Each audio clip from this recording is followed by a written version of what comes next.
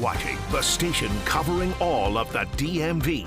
This is DC News Now. Well, Rise and Grind DMV, it's Saturday morning, and overall it's shaping out to be a beautiful day out there. But as we end out your weekend, we are tracking some showers. So definitely keep it here. Check that forecast is coming up. And we have an update on a massive fire that ripped through a firehouse in Northeast. The aftermath of the scene that took over 100 firefighters to put out. That's up ahead. And what the Israeli army is saying after 3 hostages were killed in Gaza. Plus, the details on when you can head to Arlington National Cemetery to honor our fallen heroes for Wreaths across America. But at 8 o'clock on this Saturday, we begin with a live look outside over the Capitol, looking beautiful. The sun is up. Today, definitely a much better day. Brittany's calling it the peak pick of the weekend.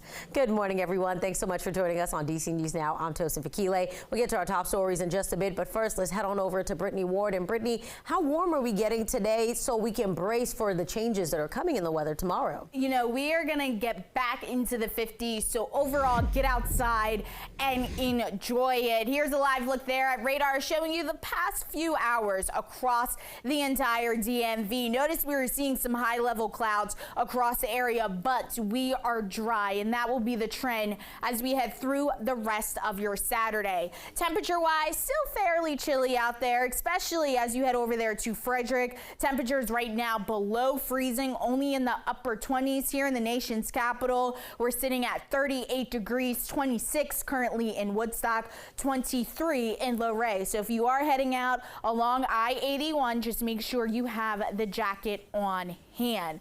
Overall, planning out the rest of your morning, we'll slowly start to see those temperatures rise into the 40s as we head into that 9 o'clock hour here in the nation's capital. Mid 40s though by 10, upper 40s as we head into that 11 o'clock hour, again with that mixture of sun and clouds. So yes, today will be the pick of the weekend. We will be dry. Upper 50s will be the high today. We'll start to see those clouds increase as we head through the evening hours, and then tomorrow a storm system will begin to roll its way into our area.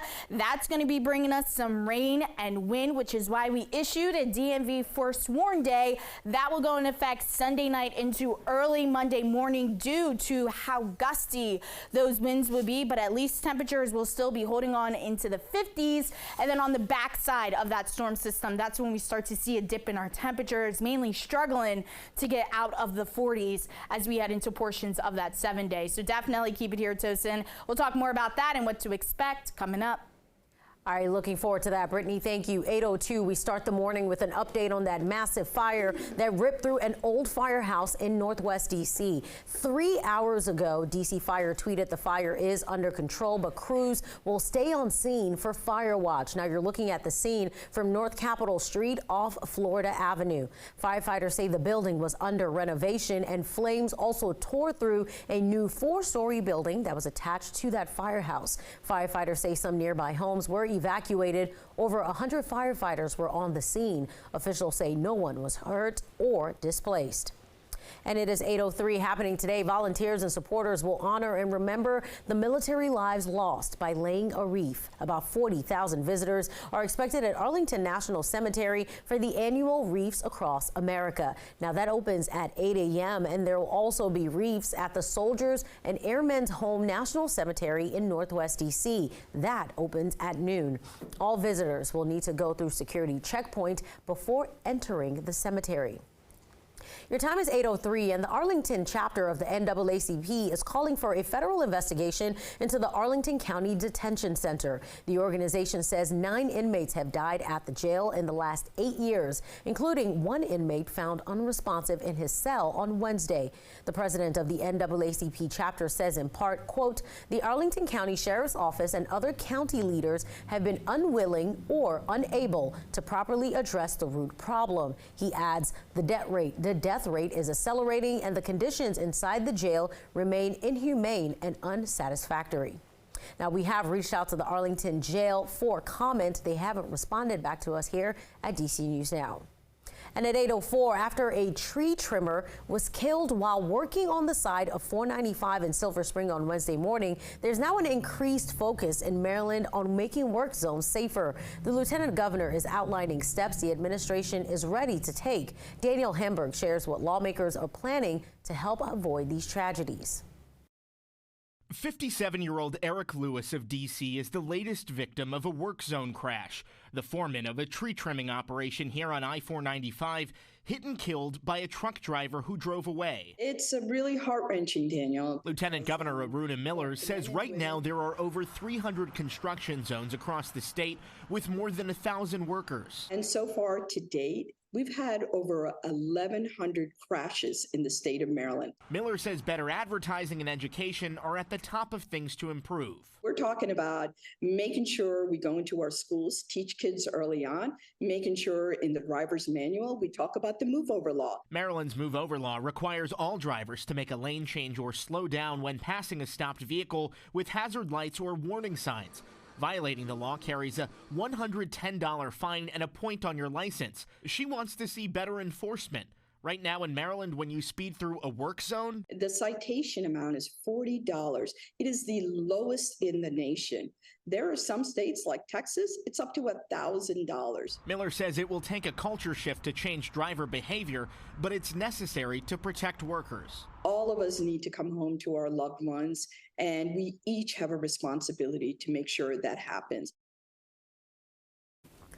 Daniel, thank you. 8:06, a judge has sentenced a Rockville man to 4 years in prison for a deadly drunk driving crash that happened last summer. A surveillance photo before the August crash shows the driver, Kevin Orwelo, drinking at Pike and Rose in North Bethesda during brunch. Court documents say he drank 11 mimosas in just under 2 hours. After that, police say the 22-year-old got into his car and drove on Josiah Henson Parkway. That's where he crashed into the victim, Noel Powell, a security guard getting off his shift for the day. Court documents say the 22-year-old got to the intersection, floored his Audi, sending that car speeding 70 miles in a 40-mile-per-hour zone. Medical records show he had a blood alcohol level of 0.14 an hour after that crash. Noel Powell, a husband and father of 2, died at the hospital. He worked for the security company for more than 15 years. That is according to officials. And prosecutors say his only plan for that evening was dinner with his wife. Well, Metro is gearing up for 24-hour bus service on some of its D.C. routes, and it's good news for late night and early morning commuters in the district. Randy Bass went to Northwest, where some riders are telling her they're already looking forward to the change. Yeah, that 24/7 service is getting ready to roll out across 14 of Metro's busiest bus lines here in the district. That includes the 33 right here along busy Wisconsin Avenue. For riders who've been stuck without a way home after dark, it's welcome news. It's the only way I get around. Lifelong Metro bus rider Isaac Hirsch says late night service is a real game changer. New 24/7 bus service begins on 14 routes. Not just for getting around, but for his wallet too. So we just have to take a lift if it was too late, which would always be a bit annoying because it costs like $20-30. So now I get, like $2, $2-3. Pretty nice. And starting Sunday, buses will run about every 20 minutes between 9 p.m. and 7 a.m. on the 32, 33, 52, 70, 80, and 92, along with the A6, A8, B2, H4, S2, V2, W4, and X2 routes in D.C. The city is footing the $12 million bill for the extended service, not WMATA. It's quite frankly something that is needed here. General Manager and CEO Randy Clark hopes more service means more people and more essential workers riding Metrobus. First thing at a hotel in the morning, closing a bar at night, a lot of work that the average person in office doesn't see out there. There's another part of our workforce that really matters to making the world really run. And one of the biggest concerns for Metrobus riders we're hearing when it comes to this 24/7 bus service is safety. I reached out to WMATA about any updates on plans for additional police officers or security on buses themselves or at bus stops, and have not heard back. In Northwest, I'm Randy Bass, DC News Now. And also, Metro riders, listen up. Major cuts to service across the DMV could happen if Metro's funding gap is not addressed. That gap is in the hundreds of millions of dollars. WMATA is working to close that $750 million budget deficit. The agency says the cuts would trigger a loss of ridership, which would severely impact the region. Now, here are some of those changes Metro is suggesting to help save money for next year. First, 10 rail stations would completely close down. All stations that stay open would close at 10 p.m. every day. Fares and parking fees would jump 20%. Wait times would also increase. And the number of Metrobus service lines would be cut in half. The agency would have to lay off more than 2,200 employees. You're talking about a group of workers who stood up in 2020 throughout this entire pandemic.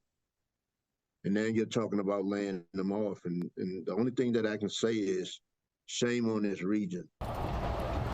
Now, Metro says stations with lowest ridership this winter would shut down if the plan goes through.